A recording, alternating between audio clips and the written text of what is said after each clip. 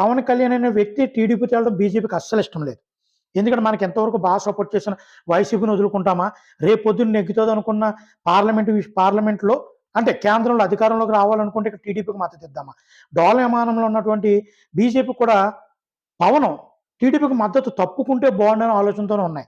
ఎందుకంటే వాళ్ళకి ఎక్కువ పర్సెంటేజ్ వైసీపీకి సపోర్ట్‌గా బీజేపీ చూస్తుంది. పవన్ కళ్యాణ్, చంద్రబాబు నాయుడు కూడా కొద్దిగా కామ్‌గా ఉండడం. ఇక ఒక విషయం ఏంటంటే బీజేపీకి ఆంధ్ర రాష్ట్రంలో ఓటింగ్ శాతం 1% ఎంతో ఉందంతే. అది కూడా 1%. కాంగ్రెస్ కంటే తక్కువ ఓటింగ్ జరిగింది మన 2019లో. కానీ దానికి ఎందుకు భయపడుతున్నారంటే పోల్ మేనేజ్మెంట్ విషయంలో గాని, ఎలక్షన్ కమిషన్ తన చేతుల్లో పెట్టుకునే విషయంలో గాని, ఇటువంటి బీజేపీ బాగా వాడుకుంటది అధికార దుర్వినియోగానికి. కాంగ్రెస్ గతంలో ఎంతో కొంత వాడుకుందని దానికంటే దారుణంగా వాడుకుంటది. దానికి భయపడి ఇప్పుడు పార్టీలు, కొన్ని రాష్ట్రాల్లో పార్టీలు. ఎందుకంటే జగన్మోహన్ రెడ్డి అనేటువంటి ఒక